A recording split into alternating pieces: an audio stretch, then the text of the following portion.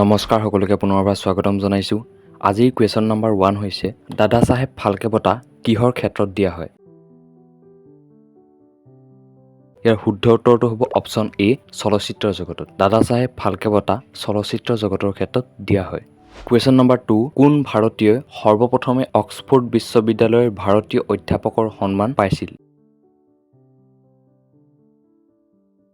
ইয়াৰ শুদ্ধ উত্তৰ হ'ব option B doctor Sarvepalli Radhakrishnan. Question number 3 সম্ৰাট আকবৰে প্ৰৱৰ্তন কৰা ধৰ্মটোৰ নাম কি?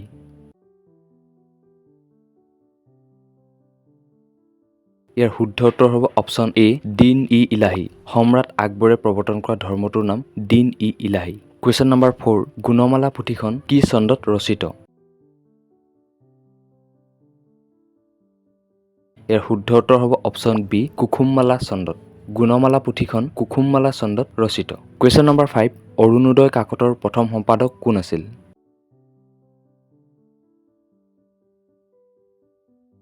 ইয়াৰ শুদ্ধ উত্তৰ হ'ব option B Nathan Brown. Arunodoi কাকতৰ প্ৰথম সম্পাদক নাথান ব্ৰাউন আছিল। কুৱেশ্যন নম্বৰ 6 অসমৰ উপন্যাস সম্ৰাট কোন?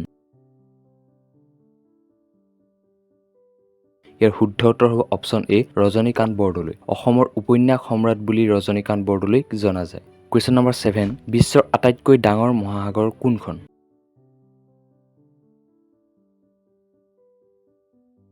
ইয়াৰ শুদ্ধ উত্তৰ হ'ব অপশ্যন চি প্ৰশান্ত মহাসাগৰ। বিশ্বৰ আটাইতকৈ ডাঙৰ মহাসাগৰখনৰ নাম হৈছে প্ৰশান্ত মহাসাগৰ। কুৱেশ্যন নম্বৰ 8 স্বাধীনতা যুদ্ধত অসমৰ প্ৰথম শ্বহীদ কোন হৈছিল?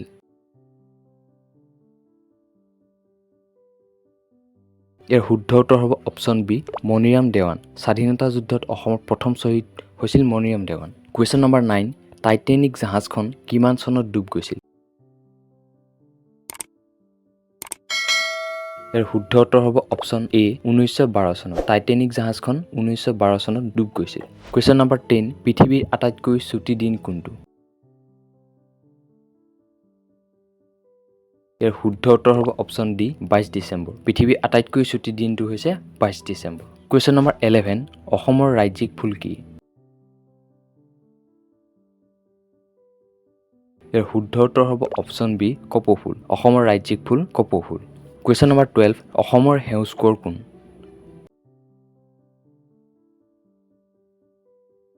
ইয়াৰ শুদ্ধ উত্তৰ হ'ব অপশ্যন চি পৰাগধৰ চলিহা। অসমৰ সেউজ কোঁৱৰ বুলি পৰাগধৰ চলিহাক জনা যায়। কুৱেশ্যন নম্বৰ 13 অসমৰ ৰাজ্যিক গছ কি? এইটো সকলোৱে জানা। ইয়াৰ শুদ্ধ উত্তৰ হ'ব অপশ্যন বি হুলুং গছ। অসমৰ ৰাজ্যিক গছ হৈছে হুলুং গছ। কুৱেশ্যন নম্বৰ 14 প্ৰথম অসমীয়া ৰাষ্ট্ৰপতি কোন?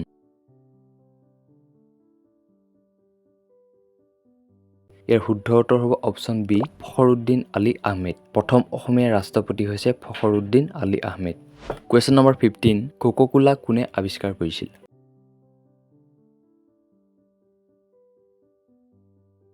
ইয়াৰ শুদ্ধ উত্তৰ হ'ব option A doctor John S পেম্বাৰটন। কোকা-কোলা ডক্টৰ জন এছ পেম্বাৰটনে আৱিষ্কাৰ কৰিছিল। কুৱেশ্যন নম্বৰ 16 প্ৰথম বিশ্বযুদ্ধ কেতিয়া হৈছিল?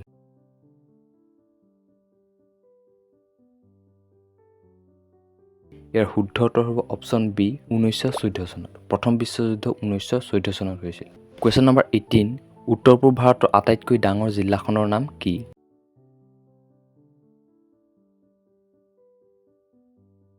ইয়াৰ শুদ্ধ উত্তৰ হ'ব অপশ্যন ডি চাংলাং। উত্তৰ পূব ভাৰতৰ আটাইতকৈ ডাঙৰ জিলাখন হৈছে চাংলাং আৰু ই অৰুণাচল প্ৰদেশত অৱস্থিত। কুৱেশ্যন নম্বৰ 19 বিশ্বৰ কোনগৰাকী মহিলাক মানৱ কম্পিউটাৰ আখ্যা দিয়া হয়?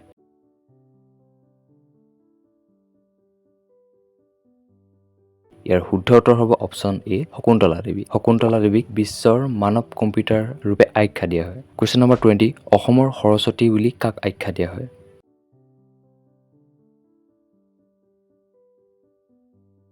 ইয়াৰ শুদ্ধ উত্তৰ হ'ব অপশ্যন বি নিৰ্মল প্ৰভা বৰদলৈ। অসমৰ সৰস্বতী বুলি ডক্টৰ নিৰ্মল প্ৰভা বৰদলৈক আখ্যা দিয়া হয়।